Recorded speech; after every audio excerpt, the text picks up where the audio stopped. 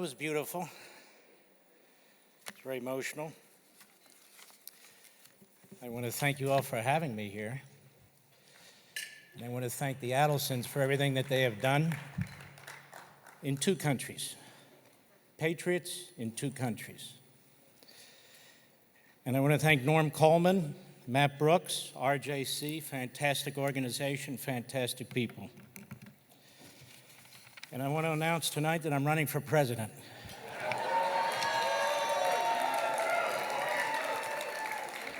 Not really, but everybody else is, so I figure what the hell. Maybe a Bolivia, that's Now, I listened to a lot of what was said today from people mostly in Washington. People I like, smart people, good people. But I have a little different take on Tuesday. First of all, Washington had nothing to do with it.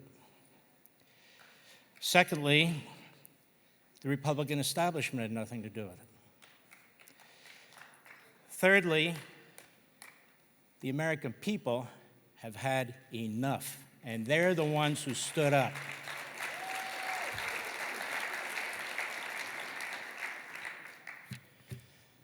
Ron DeSantis said it today, cultural Marxism. I hear my brother and sister Republican politicians, they keep talking about socialism. Socialism is an economic ideology.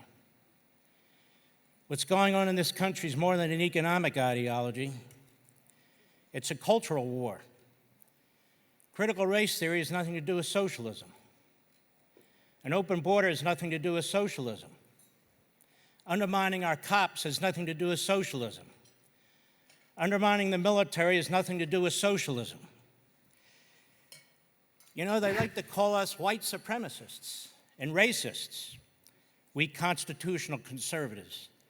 We patriots. Obviously, that's not us. Why the hell don't we call them what they are?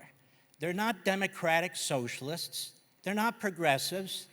They are American Marxists. That's what they are.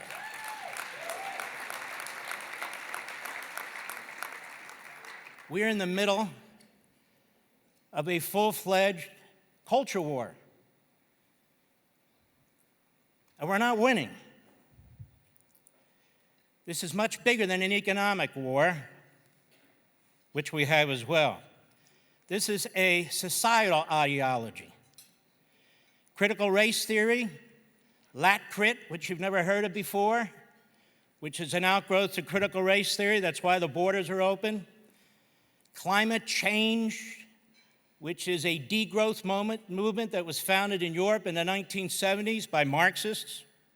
They finally came up with a name, climate change. It was climate cooling, climate warming. The Green New Deal is the centralization of government and the bureaucracy to make determinations about how you're going to live, to attack your private property rights, to attack your intellectual and physical labor. That's what it is. Why do you think the Squad, which is about 10 Leninists, why do you think the Squad supports it? Because they want clean air? Because they want clean water? Our water and air is pretty damn clean, I'll tell you that right now. That's not why. This is a war on the American culture. Norm, you've asked a lot of guests, what's the greatest danger we face? The greatest danger we face today, and I mean this with all my heart, is the Democratic Party. That is the greatest danger we face. And I will tell you why. The Democratic Party is undermining our alliance with the State of Israel. The Democratic Party is undermining our alliance with our allies in Europe. The Democratic Party doesn't believe in secure borders. Can you tell me one nation that's ever survived without secure borders? There's not one. Ever hear the Roman Empire? That lasted 1,000 years. We're a little over 250 years. And I could go on. What happened Tuesday was a grassroots movement. Parents who have had enough. Did you see them in the school board meetings? They weren't talking about kitchen table issues. They said, keep your damn hands off my children. That's what they said. The American people are a good people. We are a red-blooded people. We've gone all over the world fighting wars for people we don't know. Black, white, red, Asian, we've gone all over the world to defend people who can't defend themselves. Look at Arlington Cemetery. Look at our military cemeteries all over the world. 18-year-olds, 19-year-olds, 21-year-olds. Don't tell me we're a racist country and a white supremacist country.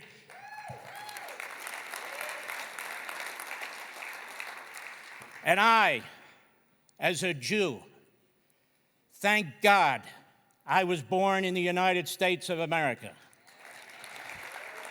There's not another country on the face of the earth but the Jewish state that respects and honors all faiths, including the Jewish faith, which has been kicked from one part of the world to the other and is kicked back from one part of the world to the other.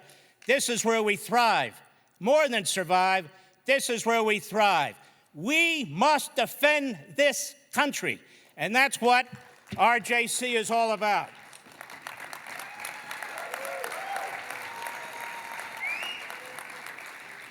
If we lose this, Mr. Ambassador, it's a pleasure to see you. He's a buddy of mine, actually.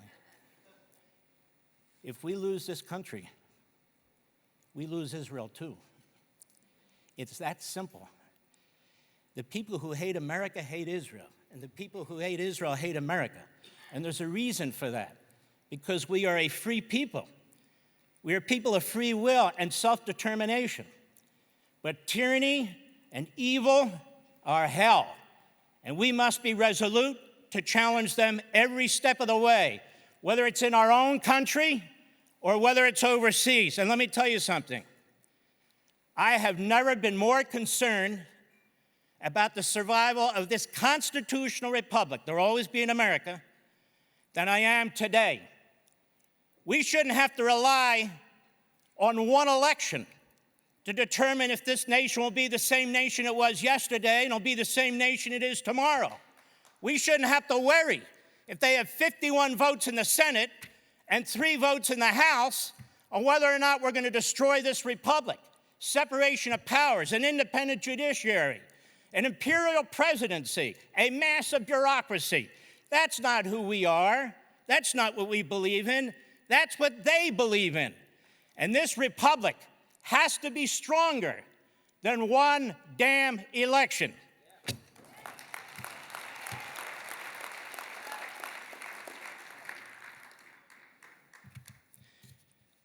Mrs. Adelson, you talk about unity. 100% correct. That's what we saw on Tuesday. Those weren't just Republicans turning on in New Jersey.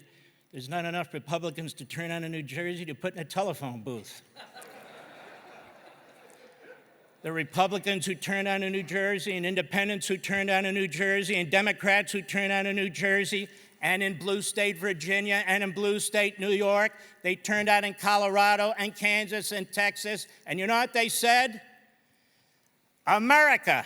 We love America, and we're going to unite behind America. We are not Marxists or democratic socialists or whatever crap label you want to give us. We believe in this country. Our fathers have fought for this country. Our grandfathers have fought for this country, and I'll be damned if we're going to roll over and play dead and surrender to AOC and the other reprobates.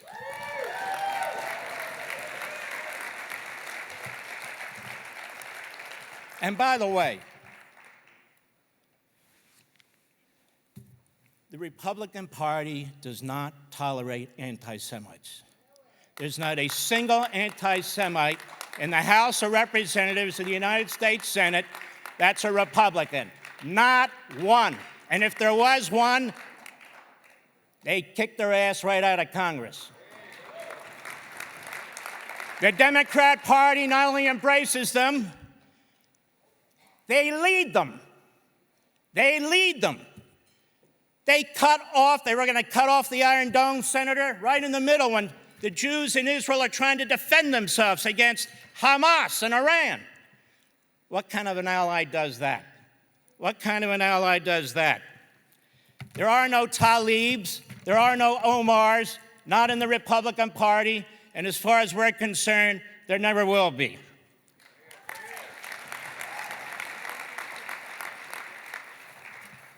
This is a movement. Washington may not be aware that this is a movement, but I talk to 14 million people a week, and I'm telling you this is a movement. New York, East Coast, West Coast, Midwest, Southeast, South. This is a movement. There's a lot of reasons we got here, but we're here. And I would say to my Republican official friends, unlike the Tea Party that you scorned, embrace this movement. Embrace this movement. It is the anti-American Marxist movement. Now, some of you might say, Marxism, Mark, what are you talking about? I didn't say it's Soviet Marxism. I didn't say it's Chinese Marxism. Critical race theory. Do you know who invented critical race theory? His name was Derek Bell. He was a law professor at Harvard University. He was a Marxist. Critical theory on which critical race theory is based. You know who invented that? A guy by the name of Herbert Marcuse. Who was he? He and a cabal of other Marxists, they were in Germany, they were Marxists. They couldn't believe that Hitler won the day. They thought the communists would win the day. They'd set up the Frankfurt Foundation or Institute. He comes to the United States. He cannot believe that the United States, the 1960s, we have these riots. There's not an uprising, the proletariat to overthrow the bourgeoisie. They hated the Industrial Revolution. Marx hated the Industrial Revolution. Why? Because it demonstrated that capitalism works, and the great middle class that was created out of the Industrial Revolution didn't turn on capitalism and overthrow the country. Those are the men and women who went to war to defend the country and to defend capitalism and defend private rights. They disproved Marx's entire theory. So this whole Green Deal stuff is a war on industrial revolution. This whole Green Deal stuff and climate change. The only entity that can change climate, Hashem. I hate to tell you this. I don't care. I don't care how many electric cars we have, how many bicycles we have, how many walking paths we have. The arrogance of human beings who think they can change the climate is just beyond belief to me.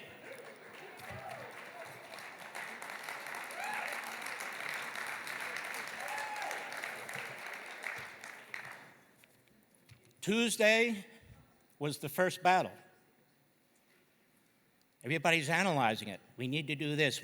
It's the first battle. We need to take our schools back. We need to defeat the government unions, the public sector unions. They are in the back pocket of the Democrat Party. That's why, before the CDC puts out rules, it checks with the teachers' union. Very well-known scientists and medically qualified people, apparently. But there are other areas of this society where there's a culture war. It's much more comprehensive. What about our universities and colleges, which have these tenured Marxists and American-hating eggheads teaching our children? Is there nothing we can do about that? Well, I have an idea. You've heard of this BDS movement, haven't you? Let's apply it to the colleges. Boycott, divest, sanction. It's time to claw some money away from these colleges until they get their act together. And there's no reason Republican legislatures and Republican governors can't do that, because otherwise we're going to destroy ourselves. The last bastion of Soviet communism is the college campus, you know. And by the way, the rising anti-Semitism on these universities is beyond belief. It is unbelievable. And it was President Trump who signed the executive order and said, enough of that is enough. So the federal government said, no more, or we're taking your federal funds away. I don't think Biden took that one back yet, but I'm sure he's poised to. So there are other challenges we face. This whole hate America, pull down the monuments, big tech attacking free speech and all the rest. This is the Democrat Party. This is the media. This is academia. This is Hollywood. You don't believe me when I say American Marxism? When's the last time they talked about freedom? When's the last time they talked about property rights? When's the last time they talked about unalienable rights? Well, folks, those are our founding principles. They don't.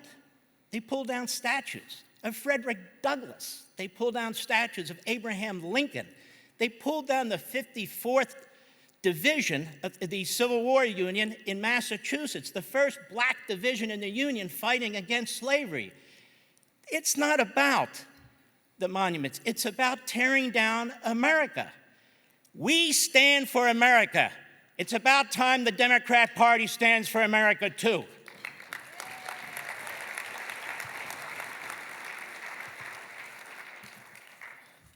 Now, I'm a capitalist, very much so. I believe very, very strongly. That takes an applause, I guess. I believe in what I call free market capitalism. You know, my heroes were Milton Friedman and Hayek and Mises and all the rest of them. And I believe in that kind of stuff. I really do. It's too bad our major corporations don't. It's too bad that the CEOs and CFOs and the COOs and the board members for most corporations don't believe in that anymore. They are gutless. They have no spine. They buckle to this movement that will devour them in 2 minutes if it has to, through taxation and regulation and so forth. The left shows up at board meetings, at shareholder meetings. They buy shares and they show up. And they do what they always do. Yak, yak, attack, attack, make demands. Where are we? How many of you have shares in corporations around this country? Raise your hand. How many of you have pensions? Raise your hand. Why are they showing up at shareholder meetings and we're not showing up at shareholder meetings?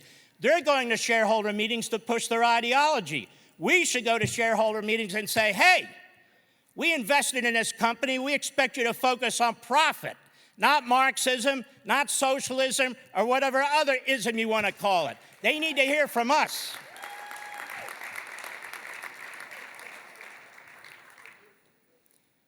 Anybody know a single Marxist country on the face of the earth now or in the past that was receptive to Jews?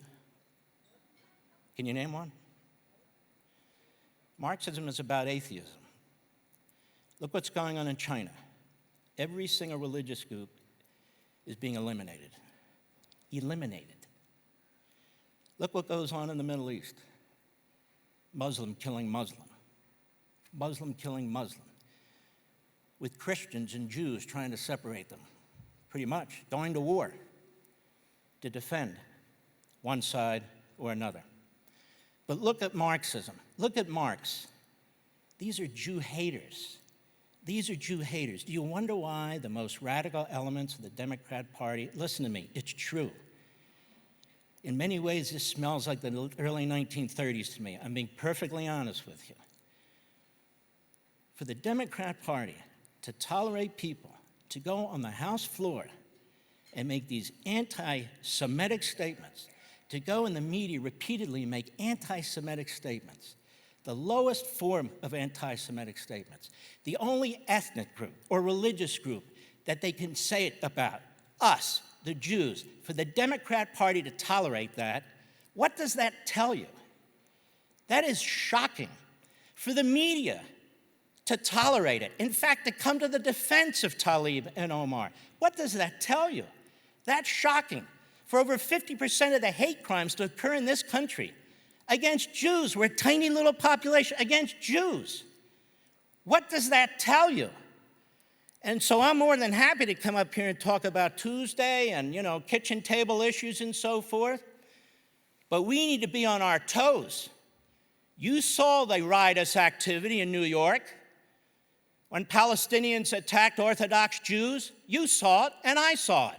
You saw in LA when the riots were taking place 2 summers ago with the swastikas on the Jewish synagogues. You saw it, and I saw it. Did the nation rise up?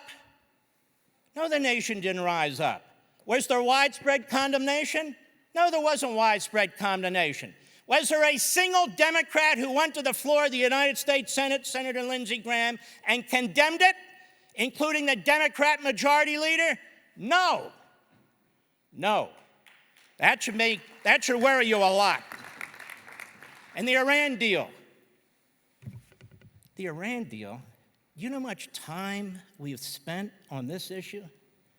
This is a mortal enemy run by a bunch of psychopaths that are trying to get nuclear missiles to hit Los Angeles. To hit Los Angeles. They're not getting, as Netanyahu says, ICBMs. They don't need ICBMs to hit Tel Aviv. They need ICBMs to hit us. What in the world? The Democrats give them $150 billion and another couple billions on the airport tarmac? And all the Biden administration is begging them to come back and negotiate? Negotiate? Donald Trump was choking the hell out of this regime. They were suffering. They were suffering. What is there to negotiate? They need to go, and we need to stay. That's pretty much it as far as I'm concerned.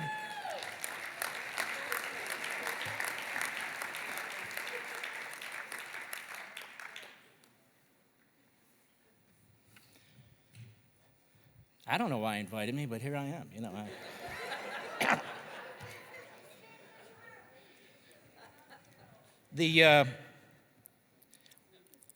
One other thing I would like to address, mandates. I was vaccinated, and I got the booster, went to Costco, got my hot dog, and then got the booster. It's $1.53 for the last 10 years, a hot dog and a soda. And I go in there, and I got my shots at the same time. Now, why did I get vaccinated? So if Ernie Grabotsky next to me isn't vaccinated, I'm protected. Why would I get vaccinated to protect me against a guy who's vaccinated? The whole point of a vaccination is to protect me, right? And I encourage people to go get vaccinated or talk to your doctor. Don't watch the TV doctors and the hosts. What the hell do they know? They know as much as Fauci. So ask your own doctor. Talk to your doctor like you always would, dentist for the teeth, doctor for the virus. So what's this great debate? Mandates. You notice who the mandates are aimed at? Cops, firefighters, emergency personnel. Now that's been tolerated. People are being fired left and right. First responders, who we used to honor, 9/11 and so forth. People who put food on our grocery shelves, who we used to honor, they get kicked out too. Truckers, 37% of them haven't been vaccinated. We're going to take them off the roads? Are these people insane? Yes, they are. And so then, now what? Corporations. It's an emergency. Unless, of course, you have under 100, then it's not an emergency. Unless, of course, you're an illegal alien, then it's not an emergency. Unless, of course, there are things that play here. The Equal Protection Clause of the Constitution, two human beings treated differently for no reason whatsoever.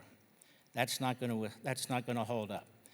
The powers of the states on safety and health and so forth, that belongs to the states. That's why the federal government, never before in our history, has mandated vaccines. States mandate vaccines. The federal government is not free to. You look at the statute, OSHA. When was OSHA put in charge of vaccines? You ever been to OSHA, by the way? You don't want those people in charge of vaccines. You ever walk through our bureaucracy at all? I spent a lot of time there during the Reagan years. You don't want those people in charge of anything, let alone vaccines. If there's going to be somebody in charge of vaccines, it's HHS. But notice they didn't do anything. Well, the Fifth Circuit Court of Appeals today unanimously said, wait a minute, injunction. Very serious arguments have been made. Department of Justice, you have until Monday to tell us why this is constitutional and allowed at all. Now, why is this important? Because, ladies and gentlemen, The way I see it, they're trying to weed out of this society with mandates for specific people, specific groups, specific and so forth, people who stand up to authoritarianism. The police have been undermined now for 2 years. First by Black Lives Matter and Antifa, these Marxist organizations who are extraordinarily violent and Jew haters. And then by the governors in certain states, and then by the federal government. The reason they trash Ron DeSantis relentlessly is because this is a man who understands science, medicine, and freedom. And you can support vaccines without supporting tyranny. I support vaccines, but I oppose tyranny. And now his state is the #1 state in terms of the reduction of the coronavirus, hospitalizations, and deaths. And so where's Dr. Fauci talking about Florida? People talk with their feet. New York's being depopulated, California's being depopulated, New Jersey's being depopulated, Illinois is being depopulated, all these heavy blue states are being depopulated. So these people are going into red states. Why do you think this Congress and this president want to nationalize so much? They want to nationalize the vote to wipe out the red states so they can't have their own voting systems anymore. They want to nationalize healthcare. They want to nationalize everything, to destroy the federalist system, turn us into France. There's no point in having a federalist system if all these decisions are centralized and made by Washington, D.C. Here's the thing I've never understood. Everybody hates politicians except for Lindsey Graham. Everybody hates politicians except for Zeldin, who's sitting over here somewhere, and others, right? Then why do we confer them with so much power? Where do they get all this genius from, this expertise where they can run healthcare, they can run freighters, they can run trucks, they can run fossil fuels, they can run this? AOC was a bartender. And I have nothing against bartenders, but I understand she poured pretty crappy drinks. So,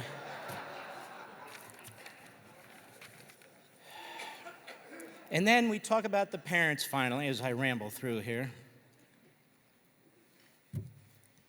and the children. What kind of country are we going to leave our children? We're going to leave them destitute? Because that's where we're headed. Destitute. People say, well, we always deficit spend and nothing's happened yet. It doesn't happen in increments. It happens all at once. When you can't pay the interest on the debt, where they can keep printing it, where the value of your money, your currency is devalued, and then you destroy your society, then it's the rule of the jungle, and it gets ugly. Look at Venezuela. Look at the Weimar Republic. Look at Zimbabwe. How many more human experiments do we need with this Marxism? Socialism. How many more human experiments do we need? What are we going to do to our children? We're plundering them. We're plundering them. We don't even believe in assimilation anymore. The borders are wide open. You've got teachers and professors teaching children to hate their country rather than assimilate and support it. If the next generation hates America, there is no America. It's really quite that simple. We're very self-destructive in this respect, or they are, not us. It's very, very important. What are we doing with these entitlements?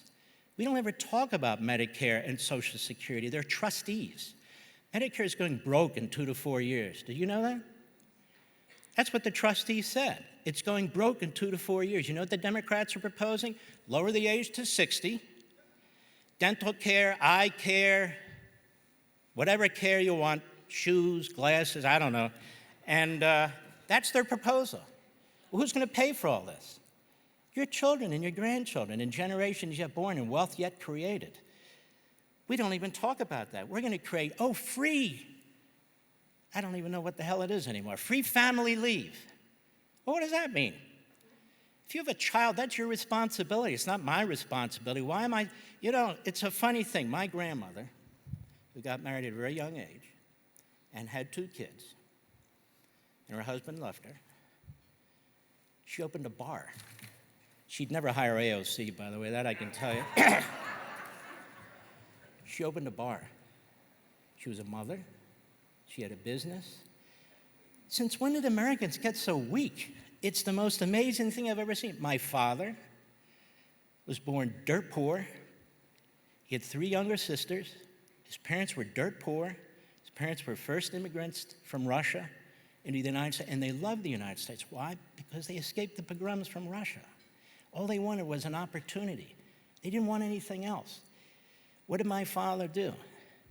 10 years old, after school, he walked a mile down the street and worked at the cigar factory until 2 in the morning, working right next to his mother. Today, we don't do those things. We have free family leave, free child leave, free college for 2 years, free this, free that. Do you know why the communist Chinese are salivating? They think we're weak. Are we weak? Are we? I think we're getting weaker, aren't we? The men and women in the military aren't weak. Their generals are weak. Now let's look at immigration. You can't have open borders like this with people pouring in, MS-13. Do you know why the Trump administration separated little kids from adults? Does anybody know why? Because they didn't know if those adults were their parents or not. They could have been sex trafficking.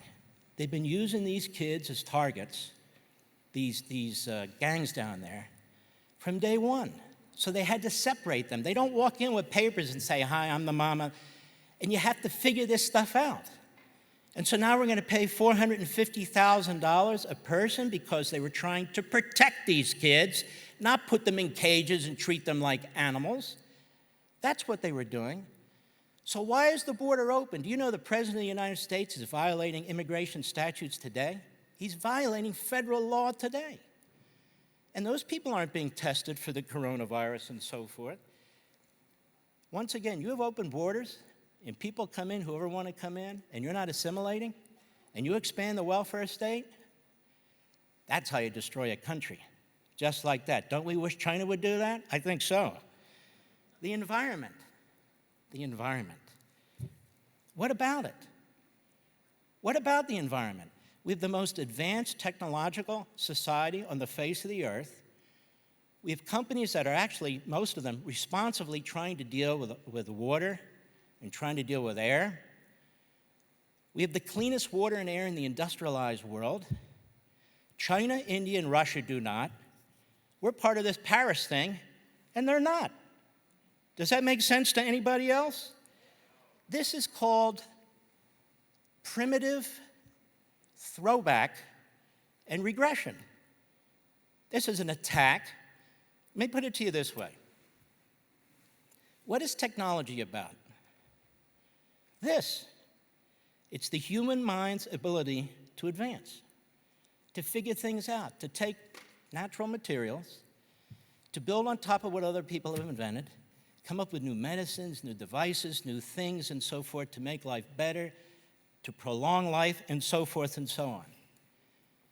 If you believe in this degrowth movement, if you believe the government should control basically the levers of the economy, you're trying to control the ability of people to invent, to create, to establish, because they're going to be spending most of their time trying to deal with red tape, the bureaucracy, how to pay the taxes, and so forth. This is how you destroy a vibrant nation. This is how you destroy an economic system. And then finally, national security.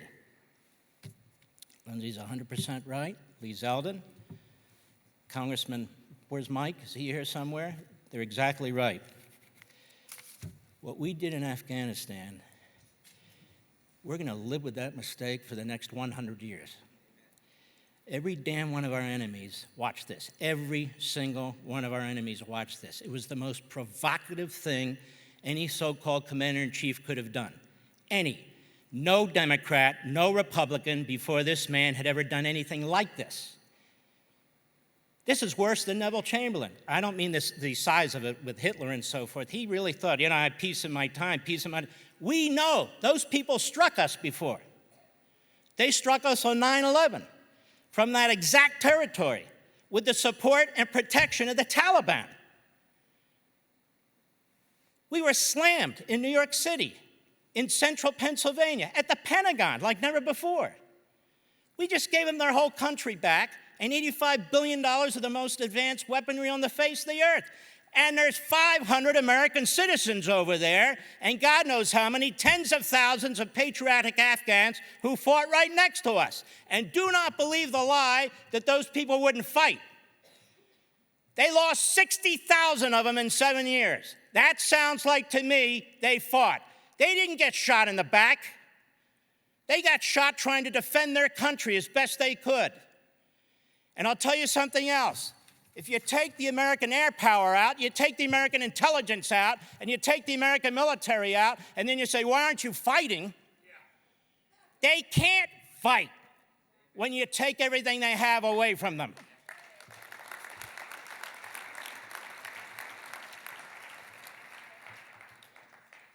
Two countries right now, I'd be worried. You'll disagree with me. Two countries, Taiwan and Israel. Because I do not believe the United States has Taiwan's back, and I don't believe that Biden has Israel's back. Otherwise, why are you playing footsie with the Islamo regime in Tehran? You know they broke all the rules. You know they're speeding ahead with their nuclear program. You know you can't stop them with a negotiation. It's not even rational. You heard Ron this morning. He's exactly correct. You saw the Democrats. We have Democrats rooting for the enemy. We have Democrats rooting for Hamas. We have a huge problem in this country. And so I'll close by saying our greatest threat, and I mean it, is the Democrat Party. I want to thank all of you. I'm not Dr. Darkness. I'm just trying to tell you the truth from where I look. Because I think the American people, when they know the truth, are roused, are galvanized, will rally. The American people will rally to their own defense, to their own liberty, to their own children, to their own families. The American people will do it. That is what you saw on Tuesday. That is what you saw on Tuesday. And I would encourage Republicans, in the RJC, you folks tell them, embrace this movement. Let it lead you, rather than trying to smother it and lead it. These are the people. They rose up in the Reagan Revolution. They rose up in the Tea Party Revolution. They rose up in the Trump Revolution. Now we're rising up in another movement to save this country. It wasn't the establishment. It's the people in the neighborhoods walking their dogs, talking to each other. It is a tremendous honor, I want you to know. I'll tell you a little story, Miriam. About 15 years ago, a buddy of mine slipped into this hotel. His name was Hannity. And we checked into the hotel. We decided to have a long weekend. I taught him how to play blackjack. I lost a couple grand. He won like 15. Then he starts handing me chips like I'm his wife. I said, no, I don't want your chips. Anyway, so we get a call. It's your husband. And he says, whatever you want, I want you to be very comfortable in this hotel. And we got to meet him. I'd never met him before. We took care of ourselves, but he was the nicest man, down-to-earth man. If you had bumped into him on the street, you'd have no idea who he was.